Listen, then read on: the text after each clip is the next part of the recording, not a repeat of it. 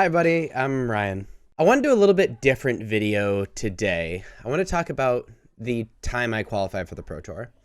I've been grinding on and off for around 10 years, but around 4 years into me grinding, I qualified for my first Pro Tour. It was Pro Tour Concept Arc here, and I wanted to just kind of do a story time about that day because the first time you win a relevant tournament like that, it really sticks with you.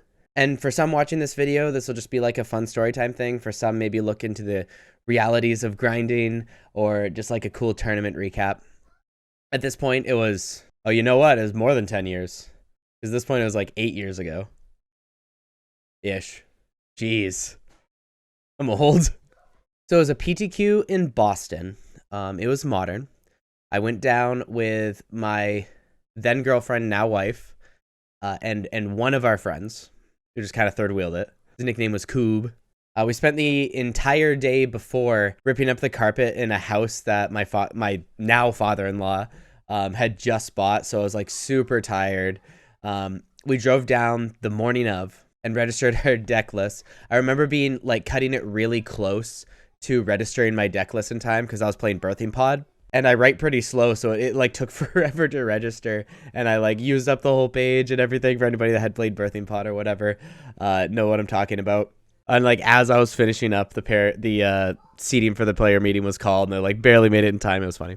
I went into the tournament understanding that I had a bad matchup against Scapeshift, and I had a bad matchup against Tron, and those are the ones I did not want to play against ever. So naturally, round one I played against Scapeshift. Now, I was playing a little bit different version of Birthing Pod than most people were playing at the time. Birthing Pod had started its transition into being a mid-range deck. Siege Rhino had not been printed yet. It was about to be. But I was not running the Malira combo, and instead of the 3 cards that were just for the Malira combo, I was running Thoughtseize.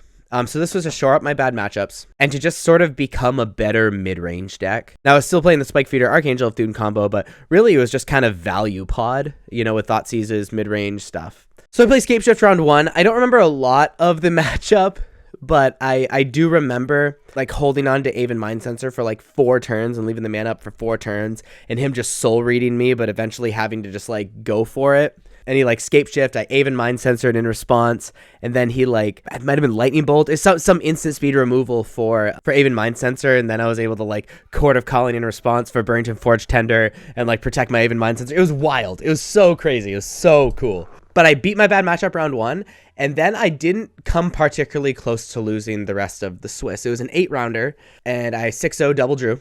The only other round I remember is undefeated in round 5, or might have been my winning in round 6. I played against Smallpox, or like the 8-rack Smallpox deck.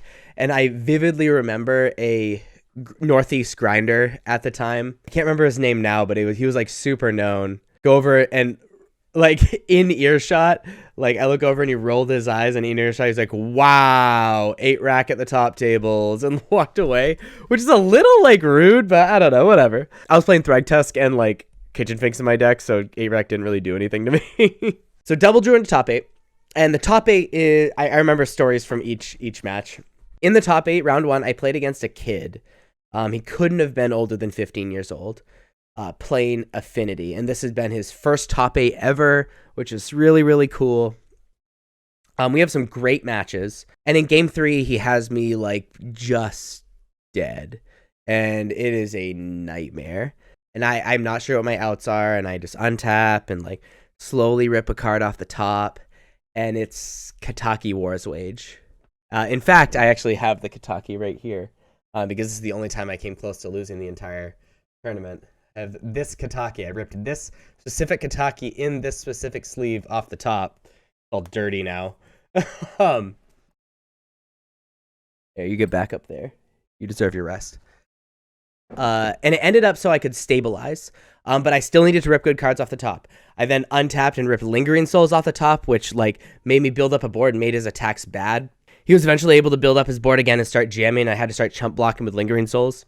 And on the turn before I was dead, after I had flashback Lingering Souls, I had like 3 Souls tokens, maybe 2 Souls tokens. I looked down at the board, and super early in the game, I had haunted a Horzov Pontiff on my Spike Feeder, and I had just enough mana and he was at just enough life that I was able to pay the 2 mana for Spike Feeder, take a counter off of Spike Feeder, put it on a Souls token, take another counter off of Spike Feeder, put it on a Souls token.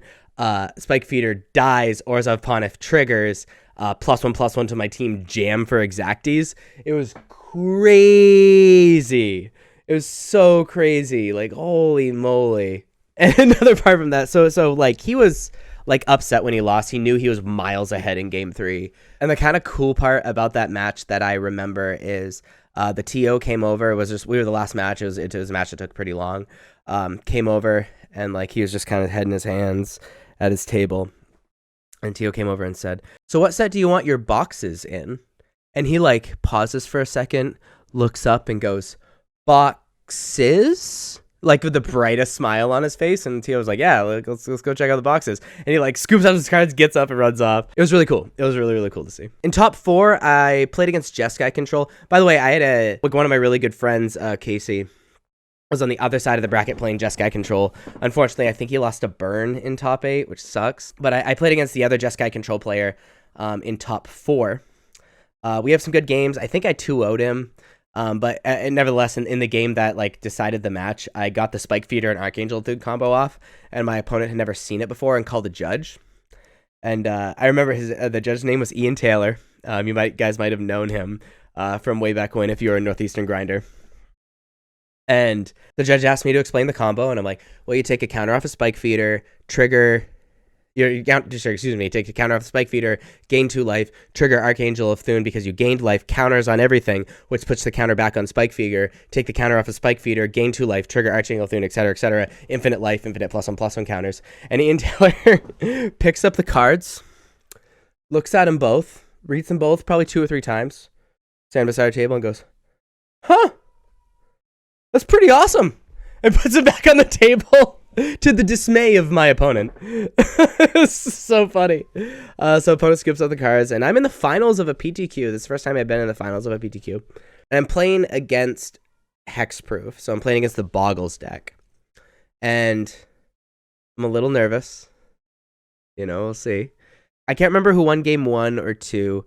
I do know the game I lost, I just got destroyed. Like, it wasn't even close. One of the games that I won, definitely not the decider. He had got got a go wide hand, and he got like 2 or 3 creatures out on the battlefield, then started ripping his enchantments. And when he went to enchant his first, or he like led with Rancor and then went to play another enchantment, and in response I was able to Court of Calling for Orzhov Pontiff, wipe his board, and he never drew another creature. So that felt really cool. And then in the finals, the Thoughtseizes paid off. I had 3 Thoughtseizes in 75. I must have won game 1 because I was definitely on the play in game 3. But in game 3, I Thoughtseized away the only creature in his hand. And the tournament ended with a simmer, instead of a bang. He never drew a creature, and I won the match. And I had qualified for the Pro Tour. It was really, really cool. The coolest part about it is that Pro Tour was in Hawaii.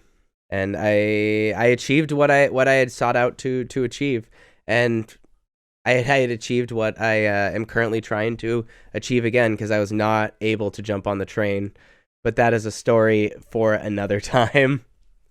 If you like this video, if you like these story times, please be sure to like and subscribe. If you have any questions about this experience, feel free to ask them.